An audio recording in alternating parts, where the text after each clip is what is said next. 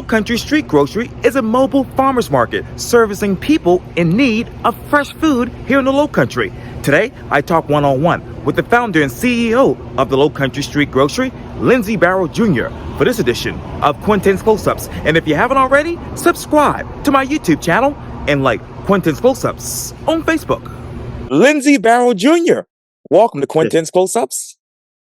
Thank you much. Oh, Thank I you. appreciate Happy to be here. Oh, I appreciate it greatly, and I want to thank the folks at Dal's Pizza on St. Philip Street here in Charleston and Exeter and Greenville for sponsoring this particular interview. I know that, Lindsey, you are the founder and CEO of the Lowcountry Street Grocery, which is a mobile farmers market servicing all of Charleston with the specific social mission of providing isolated food deserts with access to healthy, local produce and nutritional education while concurrently stimulating our local economy. So let me ask you this, Mr. Lindsey. What's new? What's now with the Lowcountry Street Grocery? Well, there's a whole lot. There's a whole lot going on right now. What's new? I think for a lot of folks that have been following us since way back in the day, we have officially started two separate programs along with the mobile farmers market. One being community supported grocery, which is a local food delivery platform. This is like a CSA plus. It's basically a way for us to do what we do on a massive scale. So we're doing home deliveries of the same local fresh goods that we're buying from over 300 different farmers locally. That ballooned over COVID, right? So I think in the year 2020, it went from being this really kind of like a well-kept secret in the Charleston area to I think we grew like 1,000% overnight because of the high demand. So that's one piece. The other piece is called GroceryRx, and that is a very comprehensive clinical food as medicine platform. So it's one thing to provide food access and food security.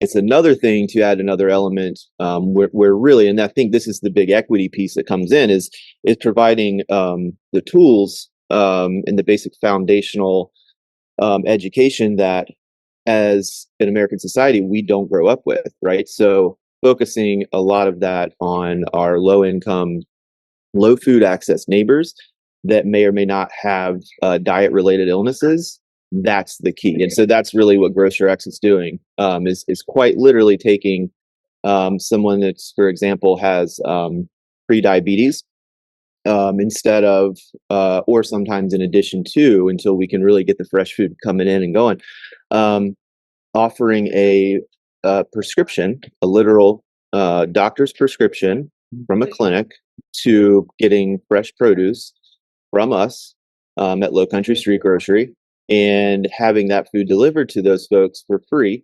at their homes. And then a once a week nutrition class, which has really become like just this amazing community of folks that some have been with us for over 3 years. It is a curriculum based course, but that, I think it's a lot.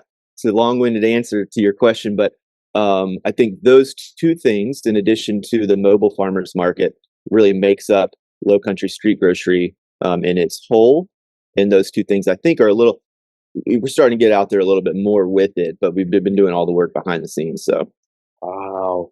So let me back it up, Mr. Lindsey. Obviously, you talk about those, home food deliveries. Since this particular area has grown, and since COVID has kind of, went away for right now, where exactly do you see the uptick in those home food deliveries? So that's a great question. Because of what we do and how we do it, our mission being that, providing low income and low access neighbors the priority, right? We don't make this public. I guess I am now kind of sort of officially, but we very intentionally address underserved population segments first, right? So they're the first ones that get delivery throughout the course of the week. If we have a hurricane coming in, we prioritize getting fresh food to them before focusing on the folks on what we call like the demand side, and that's where how we can sustainably do what we do is by offering services to everyone. It's been an interesting, as you're well aware, it's Charleston is more and more expensive. People are moving out. Um, New folks are coming in. I think for us, the general uptick is kind of following the national trend, and I think people just getting a little bit, like the education piece for us too is focusing more on simple and basic food systems. Like the way that things used to be, except this time around, equitable. You know what I'm saying? Mm. So, like getting away from the long-term logistics and the plastic wrap stuff in the grocery stores and spending, all of this money on what really at the end of the day doesn't matter and isn't healthy. Focusing more on knowing your farmer, connecting with your local food.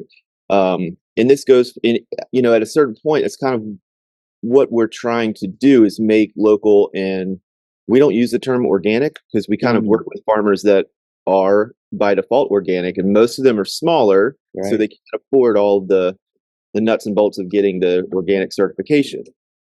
But I will just say, for the sake of ease, that who we're working with are all organic farmers, aside from a few here and there. And if those folks are not organic, we actually label that instead of saying it's organic, it's this, it's that. It's how it should be. It's how food should be raised. It's how food should be sold. And we're making it approachable and affordable through pricing structure incentives, SNAP EBT incentives, Right. and generally just keeping prices lower so that it's palatable for people and it's not detracting from the local food system. Where that's kind of one of the bigger issues in the local food system is cost. Mm. It's costlier to buy really good, healthy local food, but not too terribly so. And the payoff, we like to say, like, you can pay a little bit more now, um, for higher quality, more nutrient dense food that's not covered in pesticides and relies on very inequitable labor. We can pay for that now and kind of proactively address our health, or we can pay the doctors later in life. It's kind of a so I think that people are more in tune with that now. People are becoming more adept at knowing where their food is from and caring more. And so we're seeing the national trends and upticks of grocery delivery and that kind of thing. We honestly Mm. wanted to get out ahead of the Bezos of the world and say, like, no, we got this. Is our community. These are our people. This is we're gonna step out and try and wrangle this before.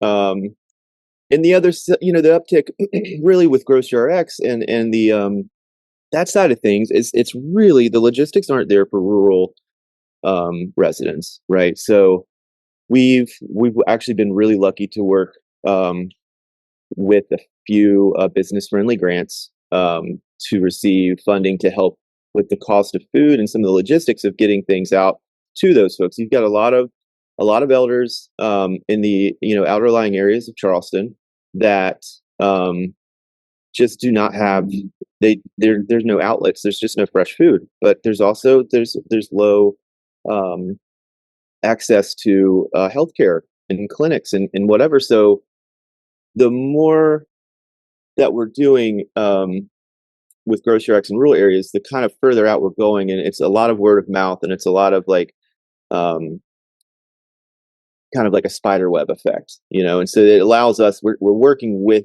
community members to help us get to there's 10 more folks 30 miles up the road, and it takes an hour and a half to drop those 10 extra bags, which we may not have time to do that day. So we're working with more community members to come and meet us and then take those bags so it's really expanding that way, kind of like wildfire, but controlled. And we're really lucky to see that there hasn't been a decrease in that at all in numbers whatsoever. So we're feeling pretty good about that. Wow. I want to take it back, Mr. Lindsey, because you talked about those equitable food systems. What exactly is that here in the Low Country? Well, I think it's that's my biggest fight is that it's not. I Mm. think that if uh, Charleston and in the Low Country is I think it can be a really good litmus for the rest of the country. I think that, we spend all of our dollars and our energy on tourism, and we're paying that price now. And one of the things that led me to getting into this work and really focusing on what we can do sustainably through traditional business tools here in the Lowcountry is taking what's offered to restaurants, right? Like the majority of our local farms are supplying restaurants because that's where the dollar is, right? So most of our farmers markets are and were not most, but there's a lot of crafts, right? There's a lot of stuff that's not typical at a farmers market. I mean, it is, but it's just a little much. So we wanted to, what we say, like, take produce to the people. Like it's fine to feed tourists. We all got to eat, right? We all have to pay bills and things like that. But we're not looking at our community. It's the same thing with almost every hot button issue in Charleston right now. Is like, where is the introspection? Where are we? We're not taking care of our people. We're not taking care of our neighbors. We're not, I don't think, and we're not focusing on, what makes Charleston so unique and great for the people that are from here and for here, and not just the people that are visiting. So the Equitable in Charleston right now, it's a really tough pill to swallow for me. In the food world, is kind of, it's like my two passions are social justice and food systems, and I think that I just pulling the trigger on one way to address, kind of both at the same time in our world with the local food economy is where our focus is. And actually, right before yesterday, I was talking with Olivia. We had a really good heart to heart about where that's going and where we fit in, and why sometimes it doesn't feel it just never feels like enough, but the more that the more work we put in to this work in the local food system, the better the outputs are. And we're starting to see it. It just takes a long time. So really, at the end of the day, and another long-winded answer to your question, I see there's a lot of need for more equity within our food system. I think that there needs to be some more forethought on both the customer side and the purveyors and farmer side. I think folks need to prioritize who they're feeding, but I think that policy-wise, we can incentivize that a bit more. There are some great programs here in the state that are addressing those gaps, but it's just a very slow process, and we still have a lot of folks that don't necessarily believe in providing equitable options for folks. And I don't think it's nefarious. I just don't think that there's enough. I don't know the word. It's just we're not quite there yet. So I feel like there's a lot of work to be done, and I think that there are a lot of barriers to bring down, and there's still a lot of trust to gain. Wow. For this part. Yes, sir. As far as obviously the equitable food system, as you just mentioned, what exactly are those other gaps that you see trending upward in the next couple of years with all this growth that's coming to Charleston? I see. Here's another great question.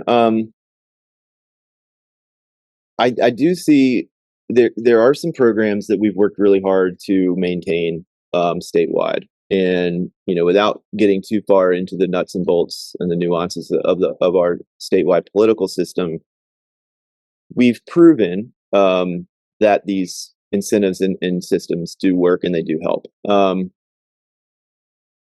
I think that, again, like where we are and what we do to educate folks, when someone comes to us and purchases a let's say, like a large bundle, a large CSG bundle, a family size, or what we call baller, which is like $100 box worth of local goods, milk, coffee, all of it. And it's all the produce, all the stuff. And then when they do that, they know that by doing so, they're automatically investing in this system, in this Robin Hood economy that we've created. And we also offer those same folks the option to pay it forward. If, let's say they're out of town one week, or, whatever might happen, we offer that option. It's like, you can skip, and it's no cost on anybody.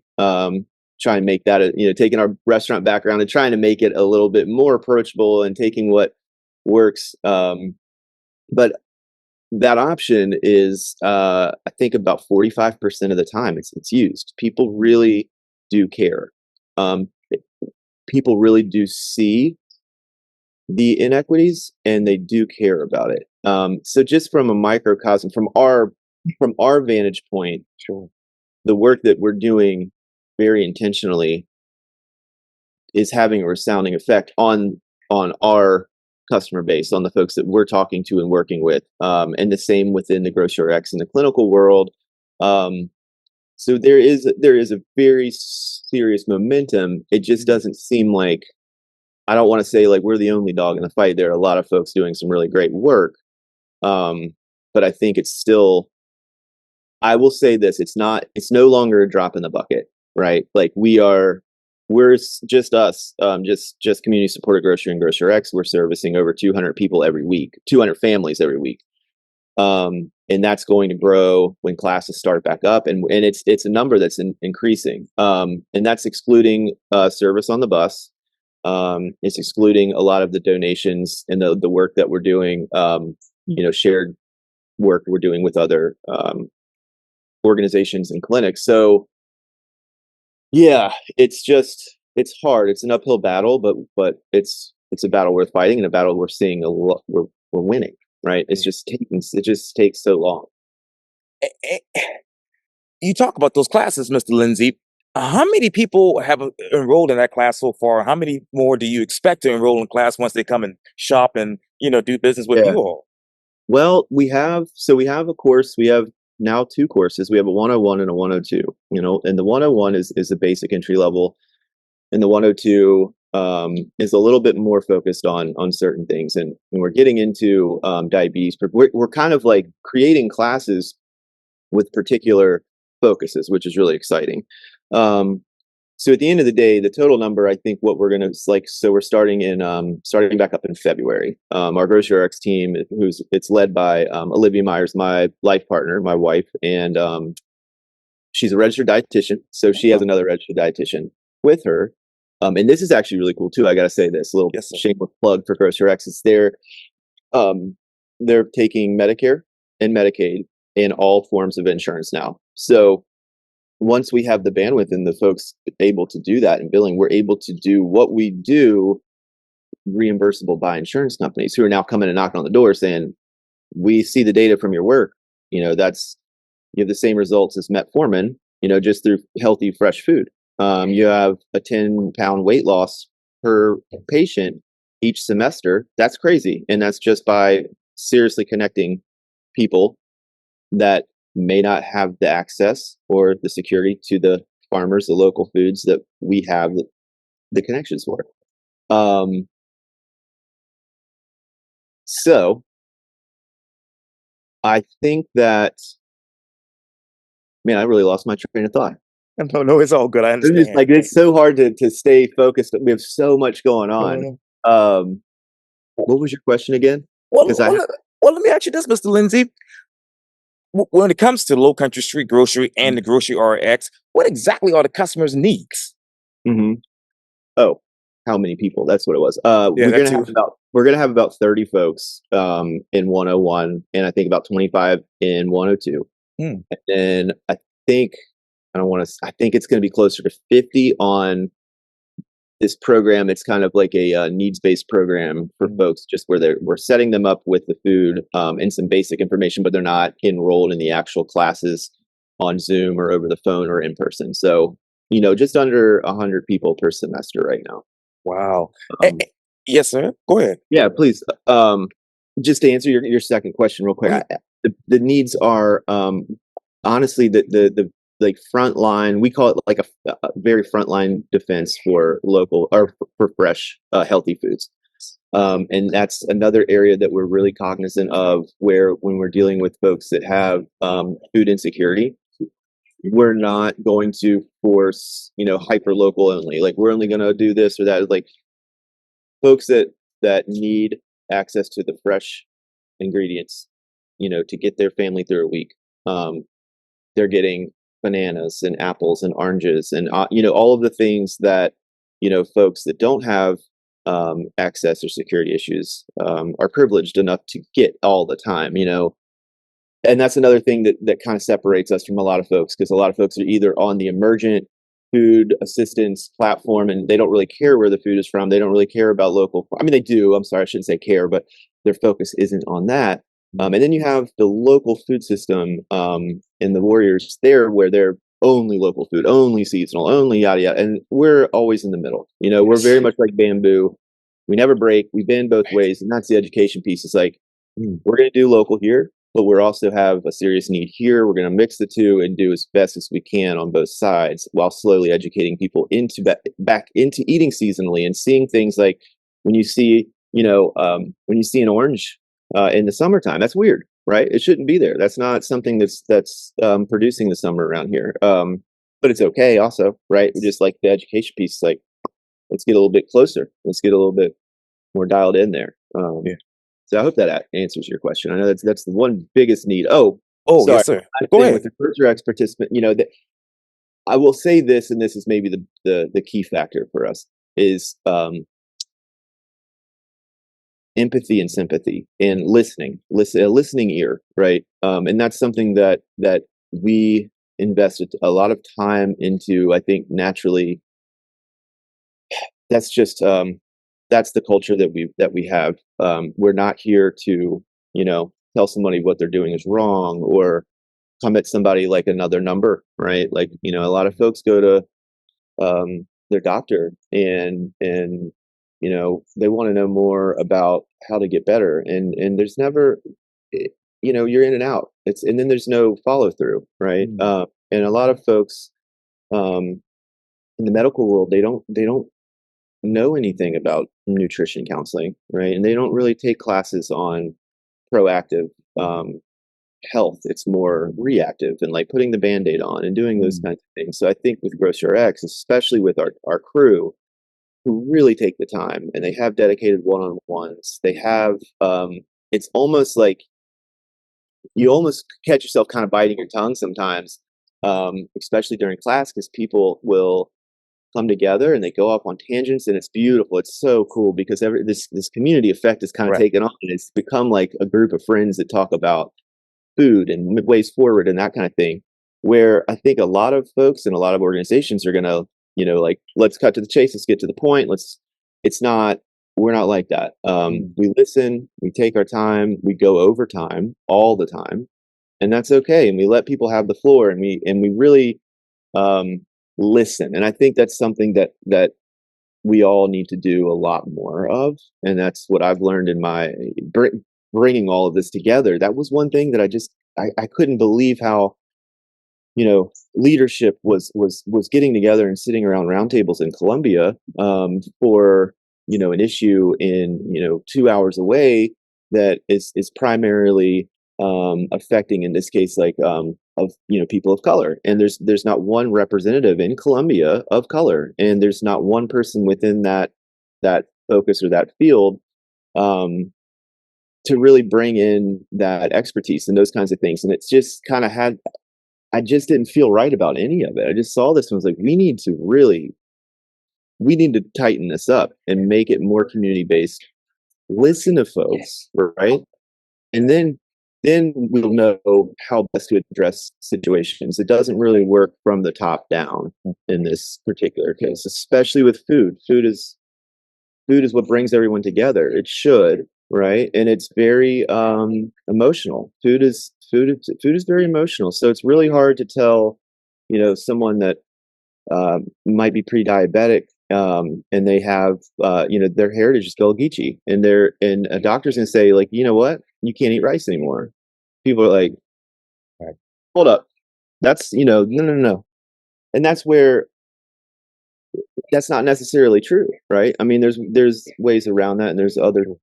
So that's kind of the thing. It's like making the food system and the way that we're addressing food as medicine approachable for everyone in a really community centric way, and cognizant of that, cognizant of the every different cultures and different people's backgrounds and different people's day-to-day jobs and different all of those factors that come together, and not just a black and white answer like this is what needs to happen, this is what you can and can't do, we'll see you later, good luck. you know And Mr. Lindsey, I just turned 40 probably 3 weeks ago. Hey, And, congrats. oh, thank you. And my mom's been getting on me about going to the doctor, seeing this and that, even though I run and eat right and drink my green tea every day and drink water as well.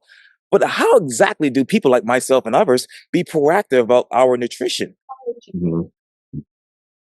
Yeah, I mean, that would be. I feel like Olivia's like behind me, looking over my Yeah, shoulder right now. I'm like, I think it, this is a question that they're better equipped to answer, but I think it's all about balance. I think it's all about like everything you just listed doing is right on.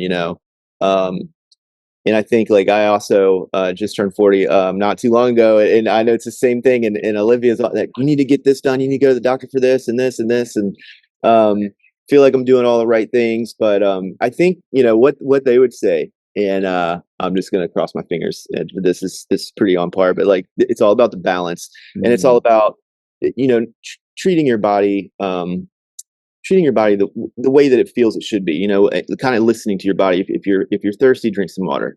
If you wake up and feel a little off, like take care of yourself. And if you feel like something that you're eating doesn't make you feel right, you need to check that, like stop eating that thing or just like dial back a little bit. It's okay to have like you know half a pint of ice cream. It doesn't mean like you cannot eat this ever again, you can't eat that ever again. Like it's fried shrimp.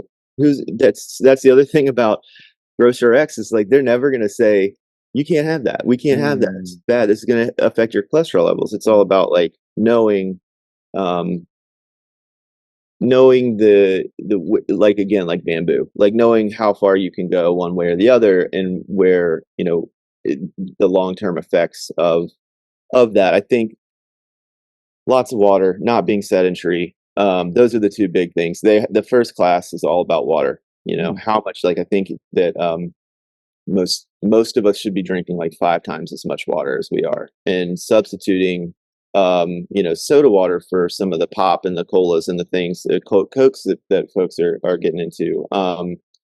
And yeah, I don't know, it's so loaded. I feel so bad even like attempting to answer, but yeah, I mean, looking at labels, I think it's another big one. I'm trying to think of like, especially with Grocer X, like that's one of the first things we go over is like nutrition labels. If Yeah. you look at the back of the box or the side and you see a lot of additives that shouldn't be there, it's probably not good for you. Is it okay to eat? For sure, everyone, but start to look at other ways to find that same product that doesn't have as many associated, especially when it's a long, 7-syllable word that nobody really knows what it is. That means it's not good. Somebody famously said before, like, if your grandmother uh, cannot decipher what it is, it's not food. Like if you know our one of our great greats or someone looks at what's a good example, like an animal cracker, right? Like they're like, that can't be food. What is that? That's not food. Then it's really probably not food. And shopping when you hit the grocery store, um you go to the outside. You don't those center aisles are all processed foods Yeah. to stand a nuclear holocaust. So those are not the things that you want to set yourself up with day in and day out. So it's loaded, but that's a lot, and that's a really great question because it does. That's how the beginning part. That's how Grocer X classes really start, in that 101, and that's the important piece. Is like you and I being 40, and we don't. I'm like, I don't really, I know, but I don't know. We didn't take classes in high school and college doing how to do your taxes, how to eat, how to really Right. so it's not. I think people feel bad too about that, and that's what we want to make sure that it's not okay to feel bad about how you eat or wanting to eat better or wanting to do anything. It's all good. And that's what we're here for. And that's the mindset I had. And I talked to Nina Sossaman about this on camera a couple of weeks ago. I said, well, I'm turning 40, so I can't be eating all of these things Mhm. anymore. She's like, well, you're a runner, so you can get over it. But what you Yeah, said is completely fine. You got to have that balance. right, right. And we've just got so far away from that as a society where, you just regularly eat the thing. We just get what we want, everything we just, oh, we can, I want to eat cookies today. You can go do that, or back in the day, that was a treat. It was a treat to eat meat all the time. Now it's like, man, we stopped through a barbecue spot a couple days ago in Georgia, and it was crazy. It wasn't like South Carolina barbecue. It's a little Ah, bit different, but they had. I mean, you went through this huge meat counter first. You just choose like 4 or 5 meats yeah. by the pound for lunch, and then you come at the end and you can pick out a couple sides. And it was like mac and cheese. It's Oh, great. yes. Collards, which is great. They Sure. were down there is a little too sweet, but Oof. it's we'll leave that alone. But they, the thought that goes into it is just like meat, meat, meat, meat, meat, and like it's just it's not normal. If you think about how hard it is to process an animal, how long it takes to maintain the livestock and do it, like when you really think about it, commonsensically, it's like this is crazy. It's really expensive. It's insane, and meat shouldn't be. When you see like it's one of the hardest things for us too is sourcing local meat and eggs. Those things are harder to price low because they do cost so much more. But when you look at like a pound of meat and it's like $3 or something like that, to me, and I've always just kind of been like, man, it seems like how could it be that cheap? Like going into like the processing and all of that and the different hands it has to go through, and then you can start to go backwards through the food system and realize why it's so cheap and how it's so cheap, and you're like, whoa, that's not good, and that's not good for anyone. So I think, like, again, like I'm not a vegetarian, and I don't plan on ever being a vegetarian or anything like that.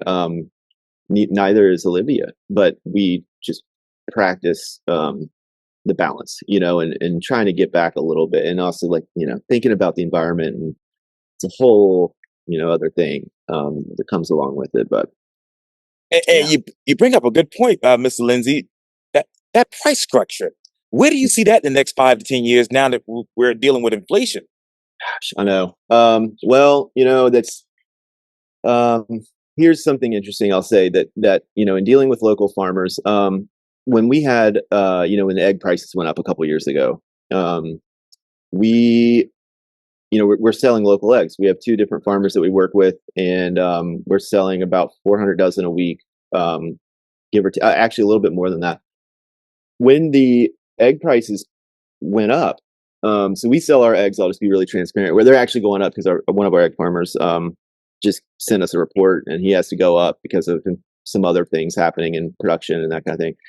But we sell our eggs pasture raised. They don't need to be refrigerated because they're not sprayed with bleach and things to remove the bloom. They're on the sliding scale. They're $6 for a dozen and $3.75 for a dozen. So um, uh, those are the 2 price points we have for our eggs. Those were untouched when that when that inflate egg bonanza happened a couple years ago, because we're dealing directly with local farms, right? So we're homie down the street over here, and we got this guy over here on Johns Island, and we're buying eggs from them, the same thing, same week, same deal, Right. because it doesn't have to come from a farm in California, because it doesn't rely on international and national logistics. Guess what? Our prices didn't go anywhere. So all of a sudden, we had the lowest prices in town. And instead of taking advantage of that, we kept it. We're like, no, no, no, we're not taking it. We want people to see how this works and why. I think in the future, if like a rising tide lifts all, right? So like we can eventually, the more demand that we get for local food, the more that people are willing to pay, which is really hard to ask right now. But that extra dollar, that extra 50 cents for a certain product, the payoff is not just now and in flavor and in nutrition, because that's another thing to consider. I mean, when you look at a local egg versus, a styrofoam egg from California, you have like a crazy bright orange yolk. The flavor's absolutely astronomical, while the other's kind of plain and weird, and you Right. feel like you're eating like I don't even know what it is. The more that folks are willing to proactively jump in with the local food system, the better it will be in the long run, and the cheaper that those prices will come down.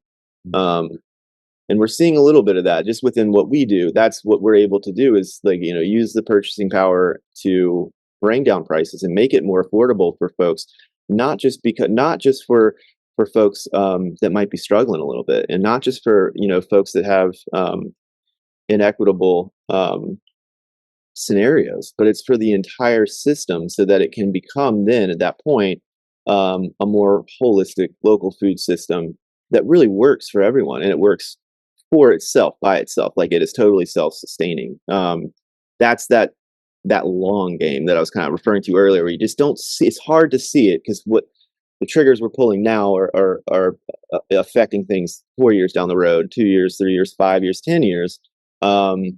And it's not necessarily right in front of your face. So it's kind of hard sometimes. You got to step back and see the bigger picture, which is what we always try to do, because it's easy to get bummed out, and think about that. But I think with us, inflation, and I don't see that it's not going to affect us the way that it's going to affect other folks, and that's really the key here, and one of the main reasons why I was so hell bent on bridging the gap within our local food system for folks, low access and low security, with a local food system, and not just emergent things like we'll just take whatever we can from China, or take this, or it's not a sustainable answer, and we're seeing that payoff now. But I think grocery stores, from what I can tell and from what I'm reading, I think that they've kind of leveled out, evened out, and now at this, I think any other immediate increases, of course, this is without thinking about like potential tariffs and other things that are happening now, which would be another big increase. Without any of that, I think now they should be stabilized. Prices should be stabilizing, but then again, this demand goes up for local food. It's going to be another battle, but it's a battle worth fighting for. So food is tricky. It's tricky stuff. It's very tricky stuff. Man, oh man. Hope to get you back on Quintin's Close-Up so that we can continue this conversation in 2025. But for now, Lindsey Barrow Jr. with Lowcountry Street Grocery and Grocery RX, thank you for your time here on Quintin's Close-Ups. And once again, we want to thank Dal's Pizza for sponsoring this particular interview. Love Dal's. Thanks a lot, Quintin. I had a great time. I love what you do. Really appreciate it. Oh, thank you greatly. Thank you.